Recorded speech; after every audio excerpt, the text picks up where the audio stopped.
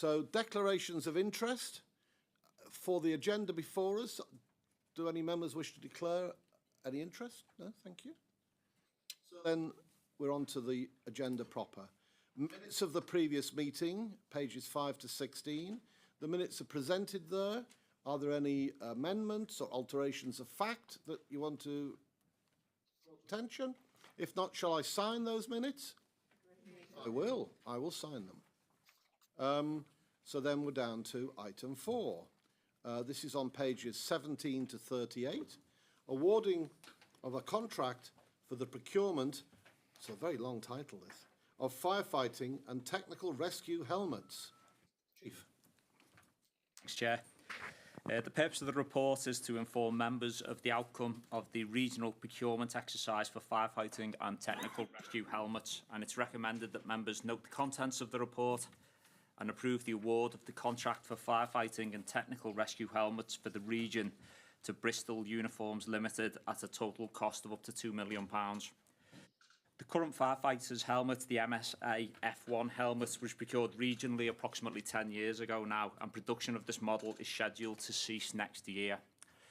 In Merseyside, we currently utilise the F1 helmet for firefighting operations, but we also use the MSA F2 XR helmet for a limited number of operational staff, and there's pictures of both of those helmets in paragraph 4. The F2 XR is already deployed across a number of technical rescue functions within the service, including the search and rescue team, staff who are on the combined platform ladders, and the incident investigation team. With regards to procurement, it's been identified that a direct award under the YPO framework was both viable and compliant, and the approach secured preferential pricing and long-term value for money. The specification required for both structural firefighting and technical rescue operations, and it was compliant with the relevant EN standards.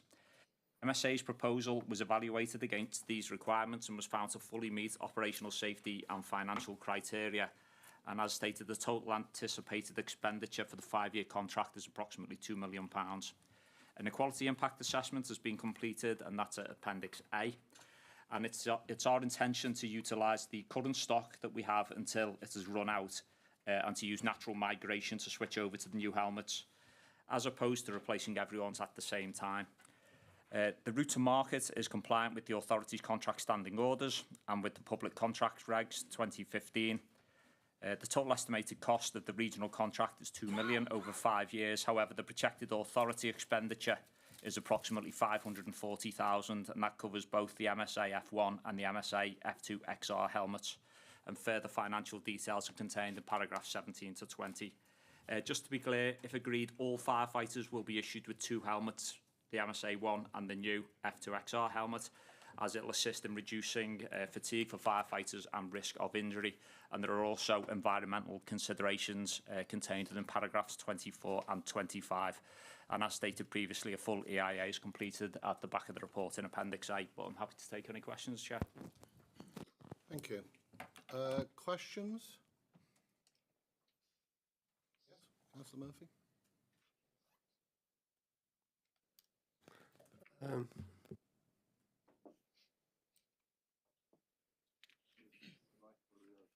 It is now. The cost is being spread over a period of time. Has been inflation proofed effectively.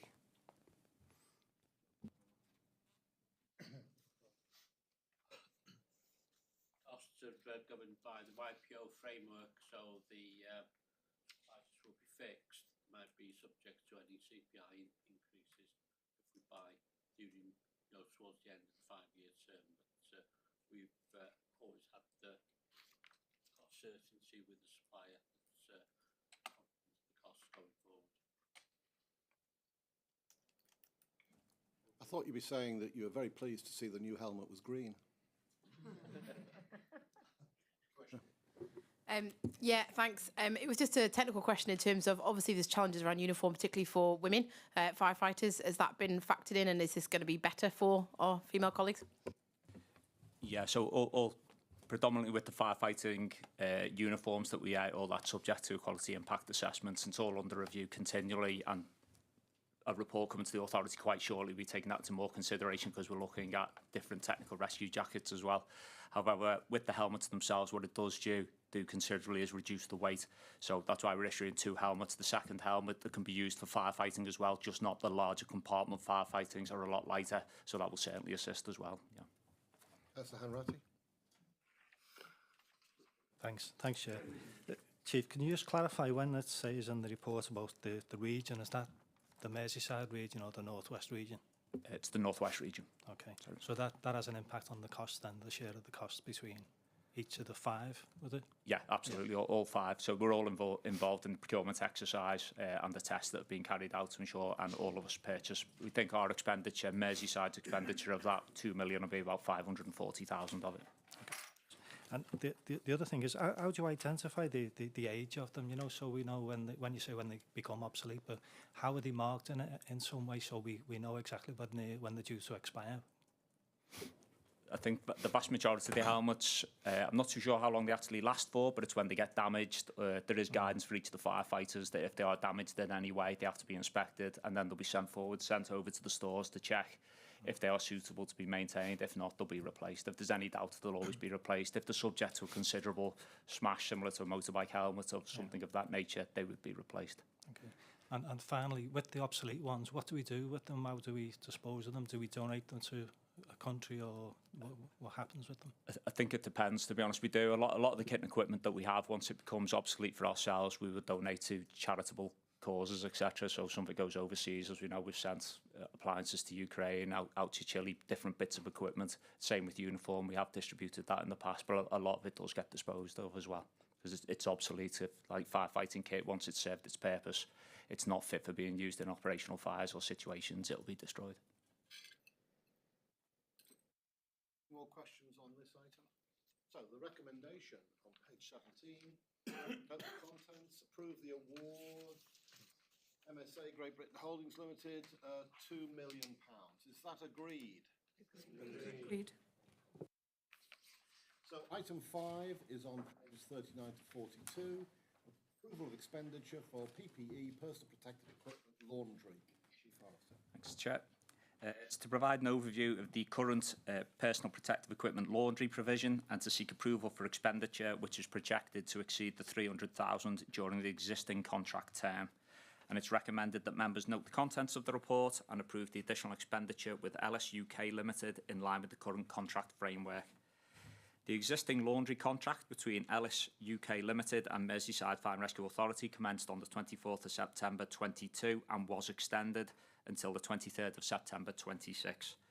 During the contract period, there has been a significant increase in the number of garments sent for cleaning, and this has risen from positive health and safety, really from reducing firefighters to exposure of contaminants.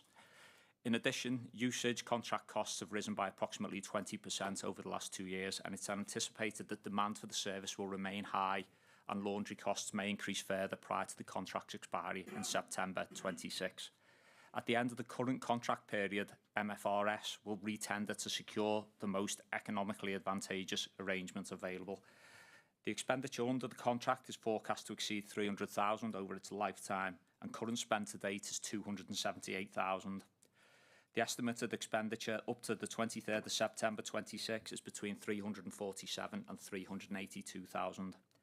Whilst the expenditure is projected to surpass the original approval threshold, efficiency measures identified are expected to deliver savings across the current medium-term financial plan.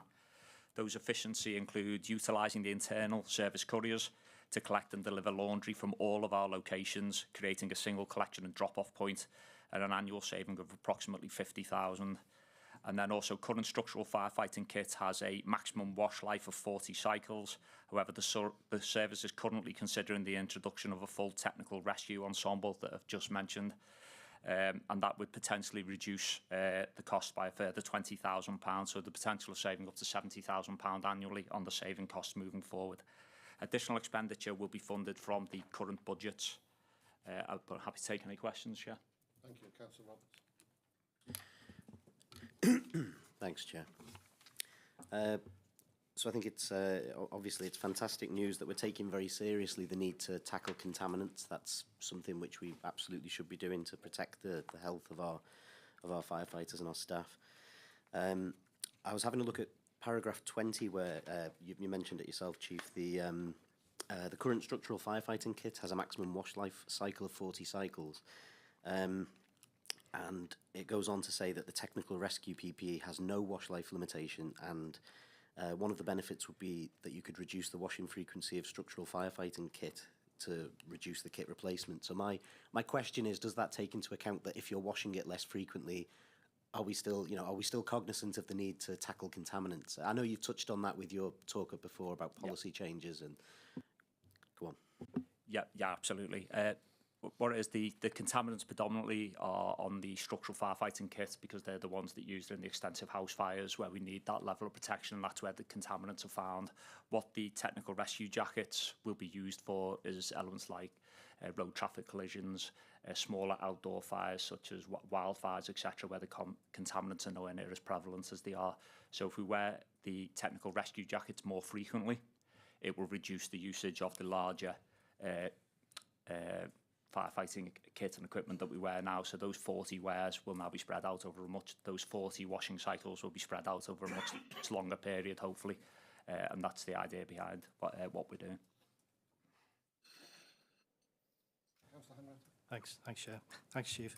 Just on regard to, obviously, we're going to use our in-house courier service. Can you just give us some assurances that there'll be no sort of cross-contamination, that the drivers are protected, and how the procedure, how do we do it from sort of picking up from the stations to the delivery point?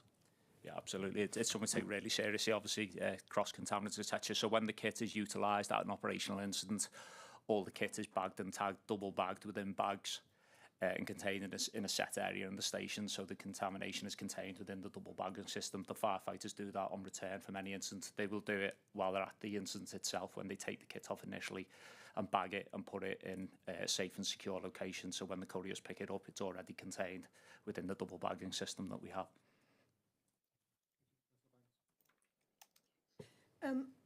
It's just an assurance, really, that the training and research into this equipment that you will be using will be continued and used for future use. Yeah, oh, absolutely. Everyone's fully trained in the utilisation of the PPE, and we'll maintain that as we go through with this contract. I mean, it is a point, isn't it, really? Fire engine arrives, and somebody is assumably, the commander will sort of say, right, this is the kit you need to wear. It's the same with this is the helmet that you need to wear. And is that just sort of like something that emerges as sort of hive thinking, or is this something that there is an order? Will sort of, this is the kit we'll be wearing for this event? No, absolutely. It's consistency across the board. So, we are very well trained and very strict on what level of PPE we wear at any operational incident. I would expect the firefighters to know that themselves, but the officer in charge would certainly overrule that. If someone wasn't wearing the correct PPE at an incident, obviously they'd be informed to get changed into the right kit and equipment, but I would expect the firefighters to know that as well. They're all highly trained. Oh, yes. Thank you, Chair. It's just item 8, and it's wording really, but it's just to assure me. It says at the end of the current contract period. Now, we'd be looking for a new tender or a new person to do this to us. Couldn't we say prior to the end of the current contract period? Because it looks like you're waiting for the contract to end completely before you start doing your tendering. Yeah, absolutely. It's prior to the end. We'd make sure there was a new contract in place prior to this one concluding, so absolutely. Okay. That's our understanding. That'd be our normal understanding. As the contract's coming to an end, we will just start the process of re-tendering. Okay, so that's item 5.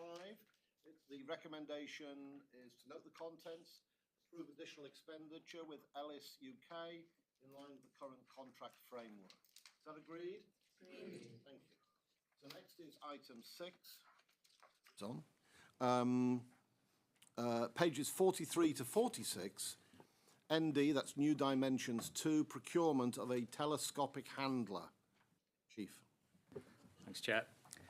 The purpose of the report is to inform members of the outcome of the procurement exercise and to seek authorisation to procure 4 telescopic handlers as part of the New Dimensions 2 programme.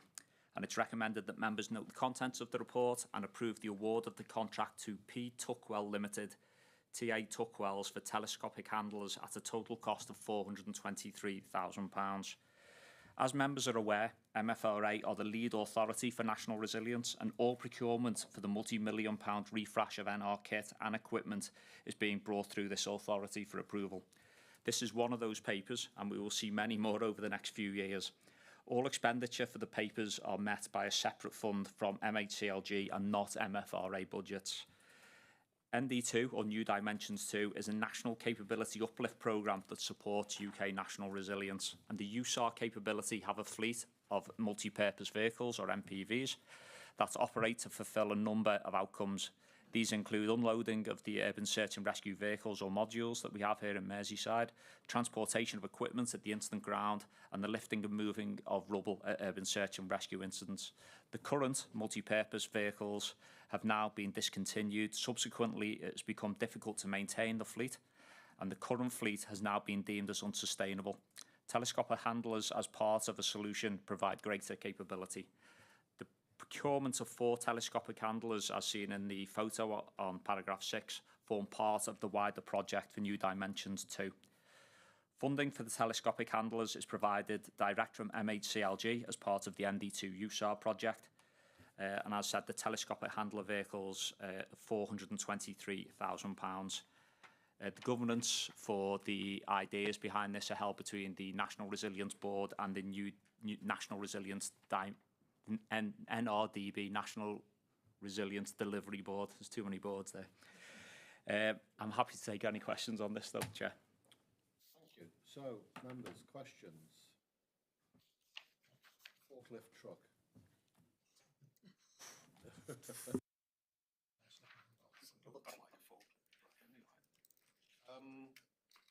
questions on that? So is that agreed? No contents of the report. Tuckwell, 423,000. Agreed? Agreed. Thank you. Item 7, which is on pages 47 to 50. Apprenticeship endpoint assessments.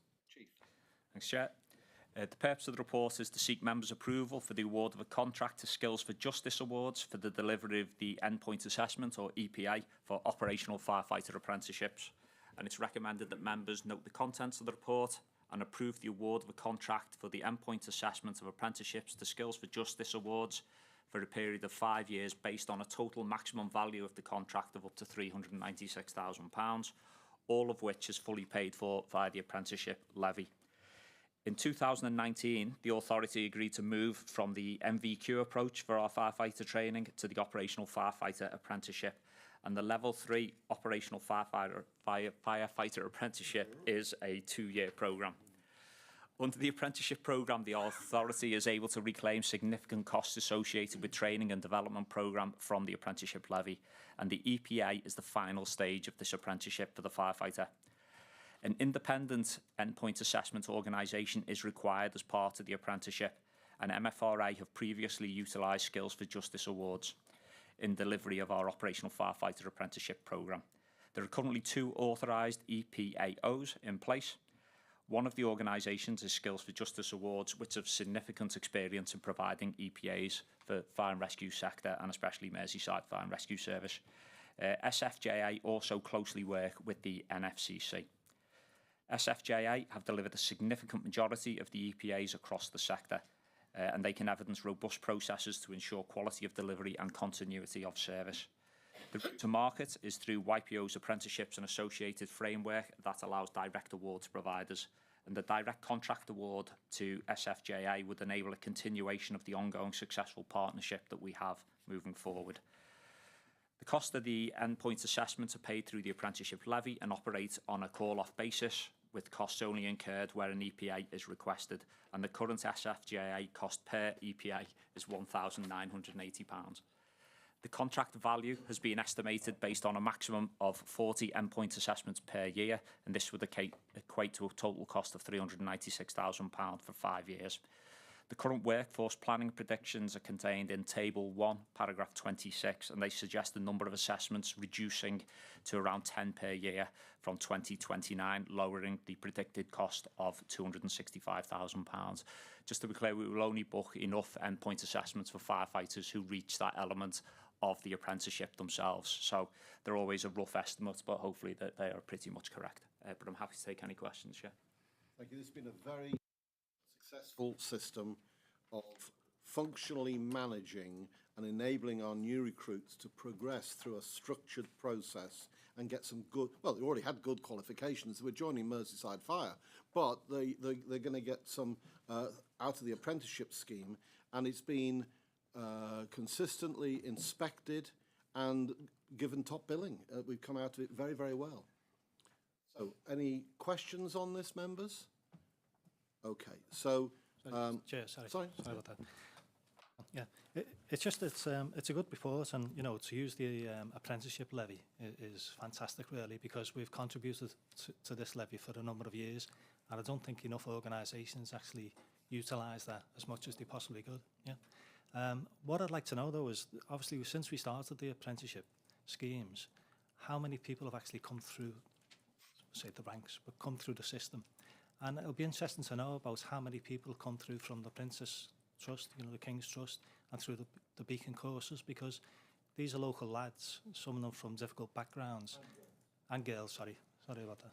And it'll be good to know, you know, exactly, you know, people who come from difficult backgrounds, you know, have actually produced something at the end of it and, you know, achieved something at the end of it. So I think that'll be good information. But also on the next report on the equalities and diversity, where we're looking at succession planning, and these take 2 years to implement and to complete. It's built into our succession planning that with I think it identifies 28 firefighters that are over the age of 50.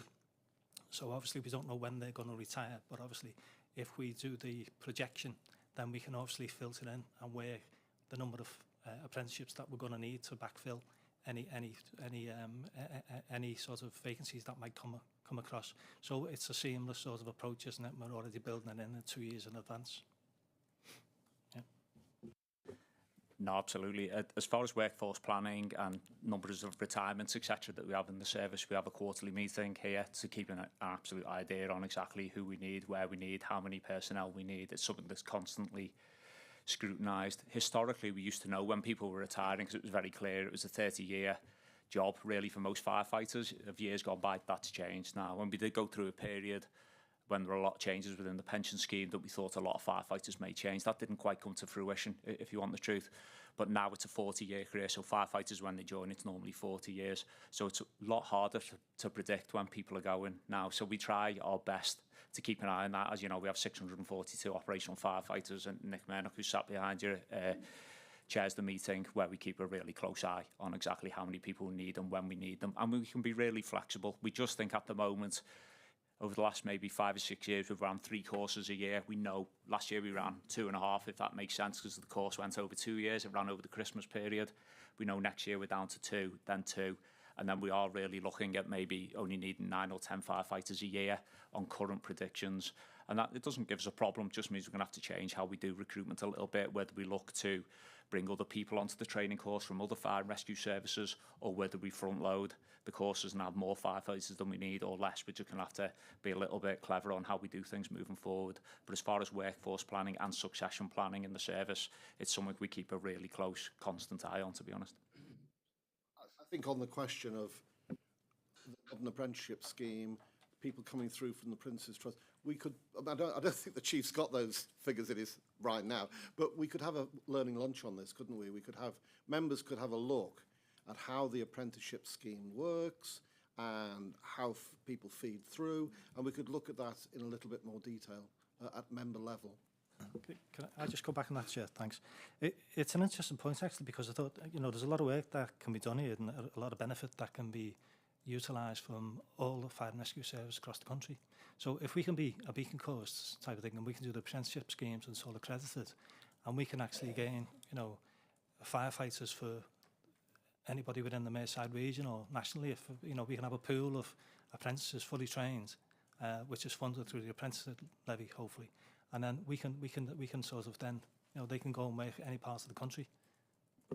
Just come back on that. Yeah, well, we actually do that to some extent. So on recent recruit courses, we've had firefighters from the Isle of Man on our last. They're not on this current recruit course, but the previous recruit courses, we've had firefighters. We've already had an ask from Isle of Man for next year's recruit courses, and also from Guernsey, funnily enough, have been in touch with us and asking they put firefighters and they go through the same apprenticeship programme. So it is advantageous for us to do that.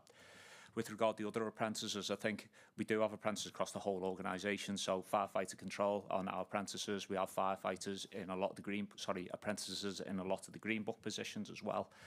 And I think an accurate figure around Prince's Trust, etc. They don't necessarily, just because they're on the Prince's Trust scheme or the King's Trust scheme as it is now, they don't necessarily want to be firefighters. They are looking for training to make them fit to work within the community, and I think an accurate figure would be people who have come on the King's Trust programme and then found work or of that nature post the King's Trust. It's not necessarily to become a firefighter, albeit I'm led to believe we do have the odd one who have gone through that scheme. It's more that they've gone on you know, furthered themselves in the community and found other roles that they can work as. Any other points or questions on this? It's been a good system, it really has. So recommendation, page 47, note the contents, approve award, endpoint assessment, 5 years, 396,000 fully funded. Is that agreed? Yes. Thank you, colleagues. So now, the most important report on today, item 8, which is found on pages 51 to 122, ED&I Annual Report, Equalities Analysis, Workforce and Employment Data Reports, which I think the Inspectorate would expect members, the board level decisions here, members to have a handle on this information and have had proper scrutiny of this issue, which is the backward-looking report on the end-of-year statistics. There have been some changes very, very recent. You know, that'll be captured in the future. But this is something that we as members really need to keep in our minds. Chief. Thanks, Chair. The purpose of the report is this report provides an update to members on the progress made against Merseyside Fire and Rescue Authority's equality, diversity and inclusion objectives for 24-27. And it presents both the annual report and the equality analysis, workforce and employment data. The recommendation is that members note the contents of the reports and approve the publication of the ED&I annual report on the Merseyside Fire and Rescue Service website. Approve the publication of the equality analysis, workforce and employment data on the website, and note that the publication of these reports demonstrate the authority's commitment to equality, diversity and inclusion and demonstrate compliance with the public sector equality duty. If we can just go to the Equality, Diversity and Inclusion Annual Report itself, which highlights the 5 equality objectives we have on pages 63 to 73. I won't talk through all of them, but just a couple. So Equality Objective 1, create a strong, inclusive organisation that is positive to rising to the future challenges we face. A couple of the highlights from the report. Data shows that we had 84 female firefighters.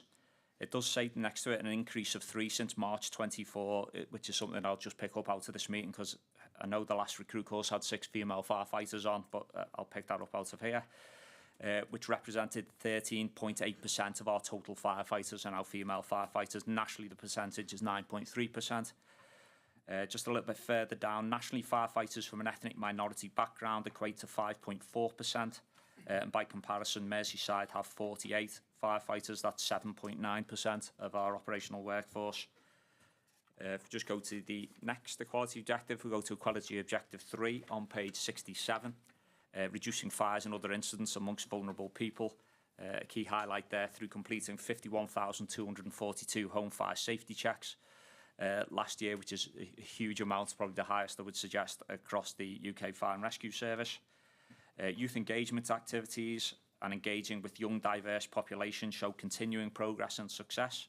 In terms of the work of the King's Trust, engaging with young people aged 16 to 25 who are not in employment or education.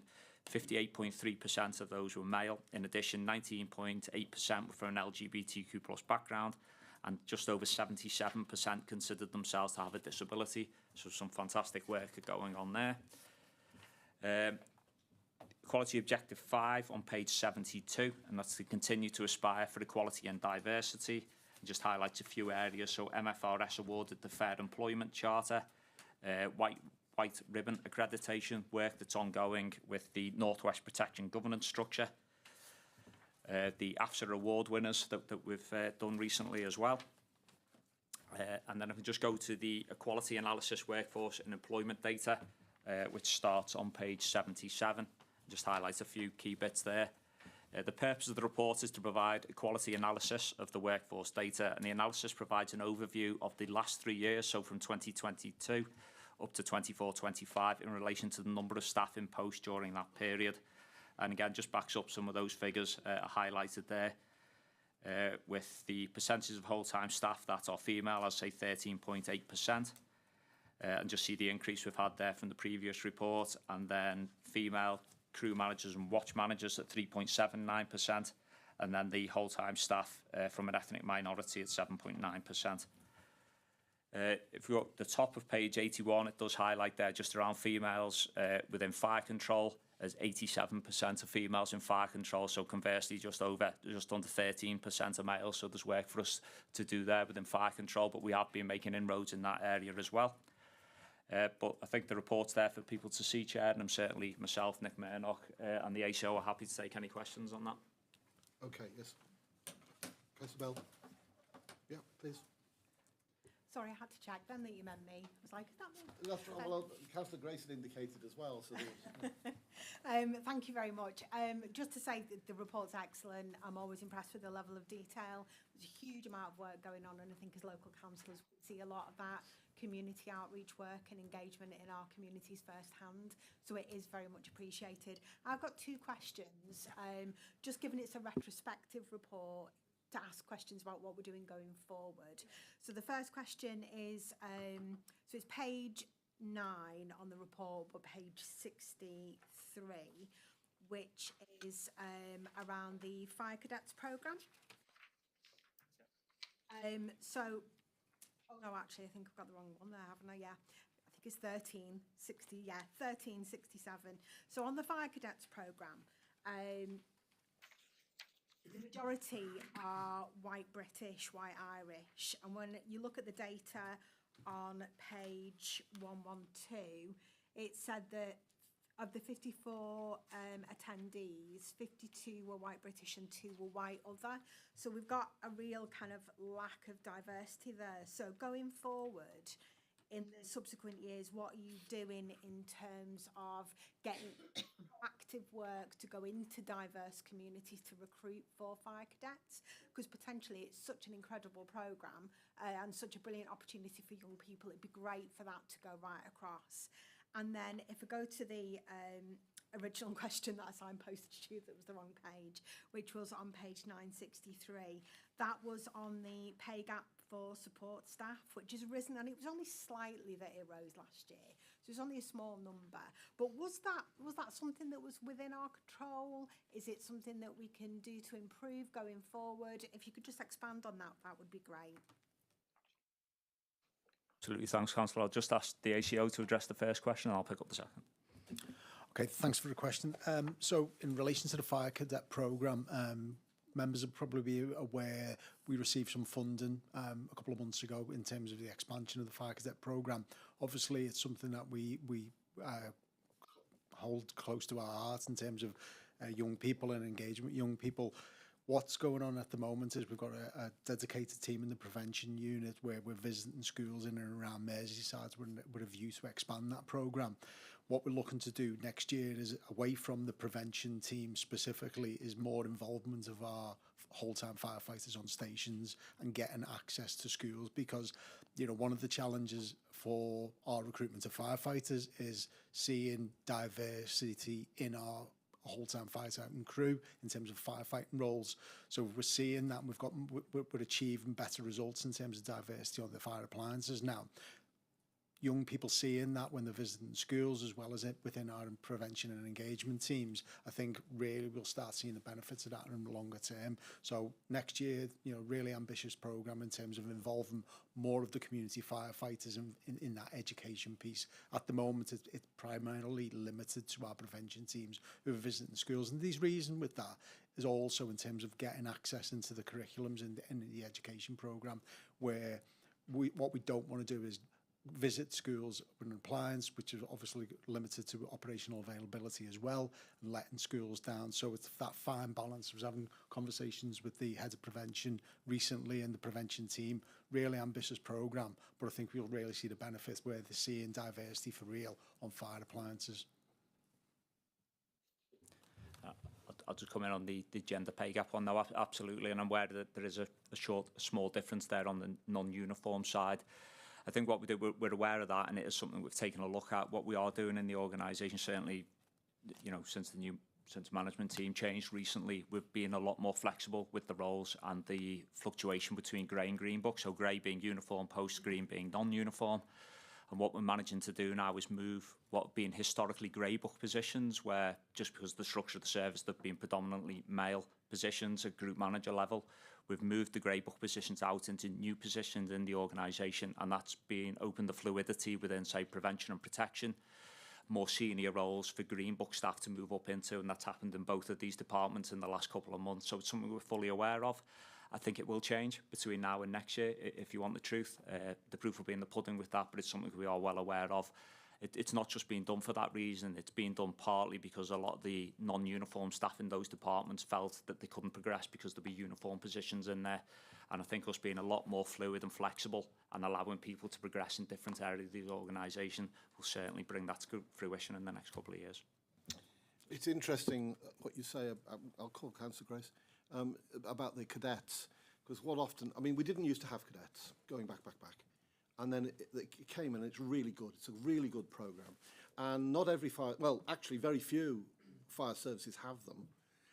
It basically goes that it follows the adult instructor who are volunteers. Many are retired firefighters.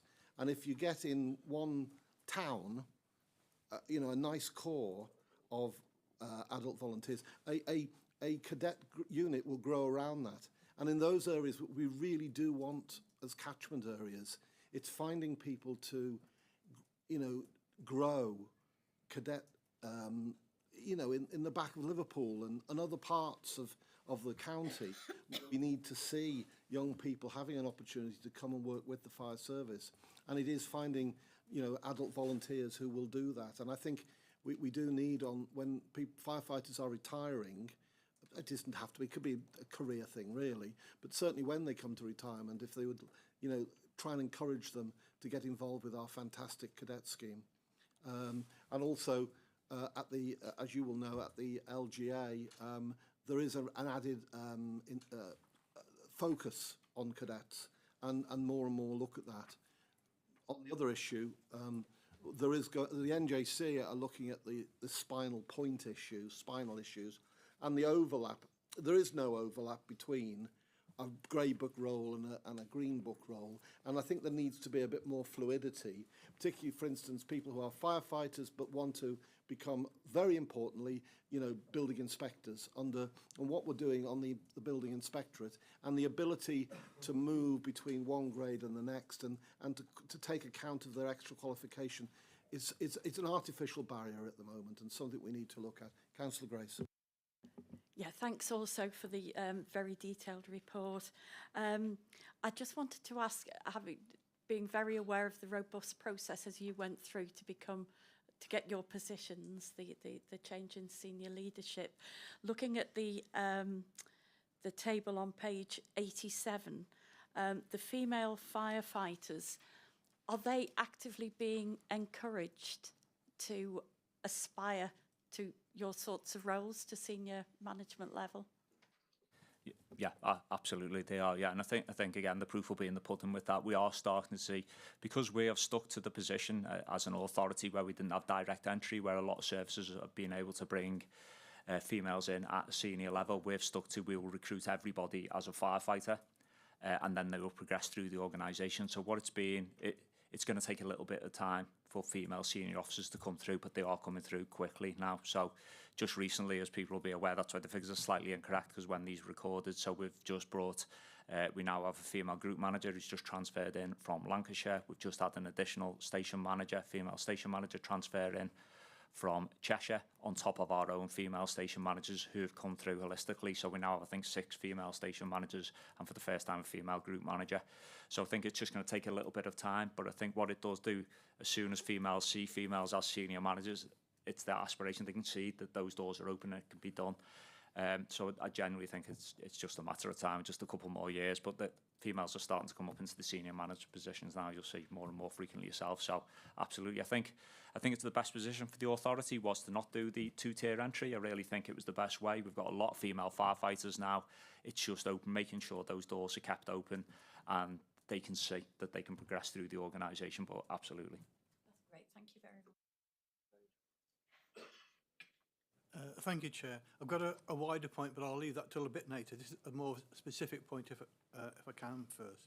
Just before I say that, thanks for this report, and I'm particularly pleased that we reference the home safety visits within this and the vulnerable communities that are served. I had the real advantage of going out with the teams on older persons, and International Older Persons Day, to see a couple of those teams at work, and I was just so impressed. The question really today arises out of the statistics on fire control.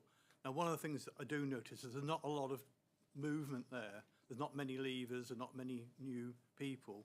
And that obviously, as the Chief said, some of these changes take place over time as people come and go. And if we don't have movement, then that is it. But fire control does seem to stand out a little bit in terms of the statistics here. There's not an easy answer to that, but I just wanted to flag it up as a specific area where there's much less diversity than perhaps in other areas, or maybe due to lack of movement. Thank you. Yeah, no, absolutely. Then fire control, it has been seen, not as an outlier, but they sort of look after themselves separate to the organisation. What we've done the last couple of years made it far more inclusive, fire control. So they're on this building. We've put a huge amount of expenditure into fire control, as the authority aware, over the last 2 years. We've grown fire control, the numbers who are in there, and there's quite a number of males in there that a few years ago just weren't there. So the diversity is growing in there. What we've also done, because again, it was another part of the organisation where they felt there was no progression. Once you were in fire control, you were in fire control and you stayed there until you retired. That's no longer the case now. So we've got members of fire control who are now in operational planning departments. We have now got a female station manager that we didn't have. The previous female station manager, who's only there for a year, has now progressed and now has become a female group manager that is now looking after time and resource management and working in operational response. And this is all part of the wider view of the organisation, where I said about fluidity and people moving across all different departments, regardless whether you're fire control, green book, a marine rescue member, whatever it be. If you're the right person for the job, then we'll make that and we'll create that opportunity for you. And that is really where we're going to go. We've started doing that. I think over the next couple of years, we'll see that come to more fruition. And no longer will people feel that they have joined in one respective job and they have to stay there until they retire. I think it's really good for the organisation that they can all move wherever they want, as long as operationally we maintain our competencies. Chair. That's a wider point for later discussion. I'll see how the discussion goes. Thank you, Chair. Yeah, my concern is not with the female. I think you've done a great job with the female recruitment and the rising figures across the board and the roles there. My concern is the data table on page 12, the analysis of the staff ethnicity. I just find it a little bit concerning. Are there any, especially the management side of things, are there any specific BAME management programmes or opportunities given at management level to firefighters or staff? We haven't got any specific BAME management programmes for people to go on. You know, it's everyone does the same qualifications, etc. Again, it comes down to figures and numbers. I think the more people of BAME who are in the organisation, or the ethnic minorities are in the organisation, obviously more we will see come through the organisation. We have seen an increase in the senior officer area recently. it's not contained within this report, but our last 2 group managers have both been promoted. That they are from BAME backgrounds. So we are seeing positivity in that area, but there's still work to be done there. I do agree with that. I only raise it because people obviously look up at the leadership from cadet level to operational level, and I feel as though if they're not seeing black or BAME faces, they might feel a bit ostracised in a way. So yeah. I think what we've said politically, haven't we, that we want the population of Mersey Fire to look like the population of Merseyside, and that if we can identify artificial barriers, like the driving licence issue on recruitment, and anything else that just seems artificial and would stop us from getting to the objective, we as, you know, the highest level of decision making should be right on the top of that. And so if anything comes up, and it does come up, if there are staff that, you know, that can go out and reach into the community, but you're absolutely right, what, you know, is sometimes called role modelling. If people see a diverse organisation, they would have more faith in a diverse organisation. And that's what we need to aspire to, isn't it? You know, that's a political high-level objective. Okay, so as I say, this is one of our key methods of control. Members need to have these figures and statistics. I mean, I'm trying to remember them because I'm going to be tested on them, I know. But you know, how we are performing in terms of ED&I is an absolute test of this authority within our community and with the political leaders of this community as well as the community itself. So the recommendations are set out on pages 51 and 2. Sorry, yeah. Oh, there was another point. Sorry if no one else had any questions. Thanks, Chair. I think my point really was a much wider one, and we've touched on this. We are not just doing this just because we've got to do a tick book exercise. We want to give opportunity to everybody so that we end up with the best possible fire and rescue service that we have. And we want to recruit the best people, and we want those people to have those opportunities. We benefit from this. I don't want anyone from outside of this organisation saying this is some sort of woke game that everyone's playing on that. This isn't what benefit. We benefit from all sorts of adjustments that we make to the workplace. When I worked for another fire authority, we worked really heavily on getting lighter BA kits, not just because it's best for everybody, but it is best for everybody. Okay, it helps women, but it's better. And so many other adjustments that are done here benefit all of our staff. And I think we've got to really emphasise that EDI benefits us in all those respects, and we're not just going along to satisfy the inspectorate. And anyone who tried to reverse this would be doing it in a very perverse way, because this is beneficial to us and the public of Merseyside. Absolutely, you make a very good point. We're not trying to impress the inspectorate. Other way around, the inspectorate should be looking at what we do here and seeing why everybody else isn't doing the same. I don't think any of us could look our wives, husbands, sons and daughters in the eye and say, we made decisions today that didn't improve that political objective of making us look like Merseyside. And that is certainly my party, and I know every party here in Mersey Fire would have this as the high-level political, keep the public safe, but also have regard to ED&I. Councillor Hanratty. Sorry, Chair, I meant to comment before that, but I was listening to, obviously, the comments that were made. And it is really important because I think this is the bedrock of any organisation. Any public service organisation to do as much work as what we do and underpin it by all the policies and procedures and the working groups and everything that we do behind the scenes, for all the officers that are involved and engaged with it and all the staff that are engaged with it, goes to show the type of organisation that we lead. And for that, I think we all should be so proud, because you don't get many organisations that really go over and above the things that they do to ensure that people are respected in the organisations that they work and appreciated and valued in the organisations they work. And I think that is, you know, it's a fantastic, we know over the years how we've built things up to create an organisation that we have today. And obviously the chief and previous chiefs have been involved with that as one of their main drivers to make sure that the organisation and the culture of the organisation is representative of the community. And I think we do that. There's still, I'm sure there's still work to be done. But like anything, there's still improvements to be made, but I think we're going in the right direction. One thing that I'm concerned about is that politically, where we listen and hear to things that goes on outside these walls about how these fundamental benchmarks may be undermined and may be scrapped.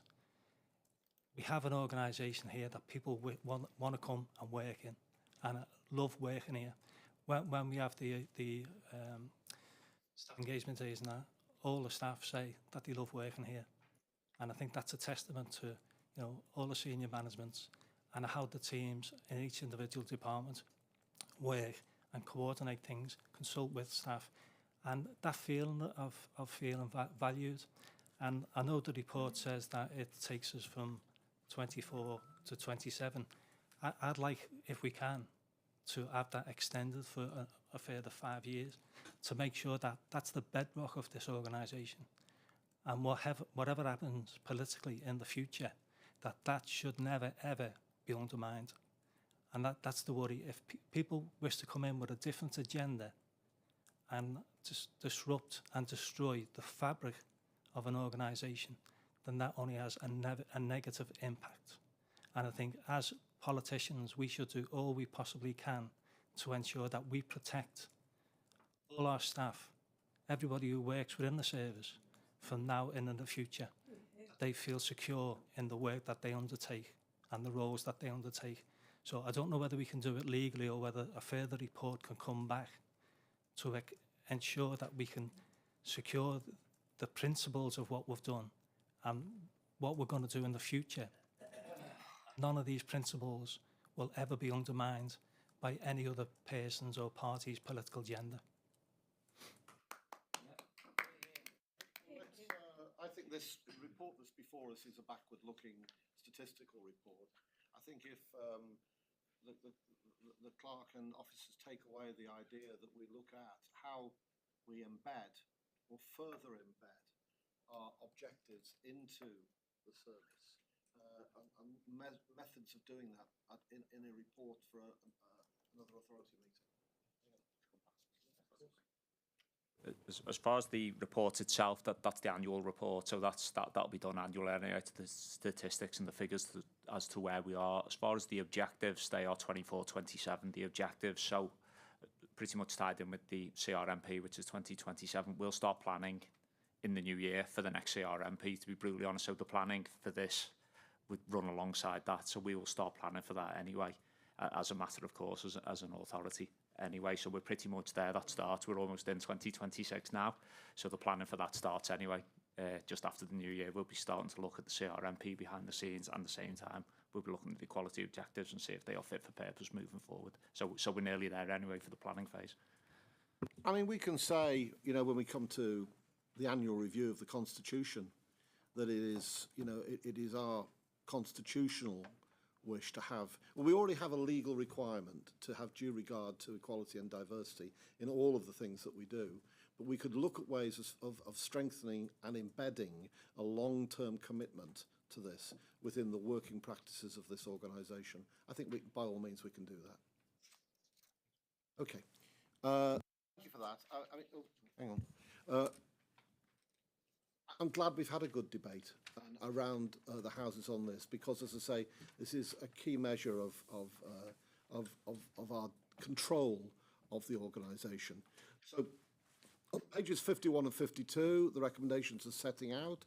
A, note. B, approve ED&I report.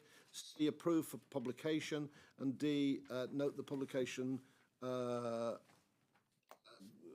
demonstrates compliance with the public sector equality duty. It's a legal requirement that I spoke about just then. Is that agreed? Thank you very much. That is the last item on the agenda, other than to say that the next meeting of the committee is of the authority is on the 26th of February. So maybe I be the first to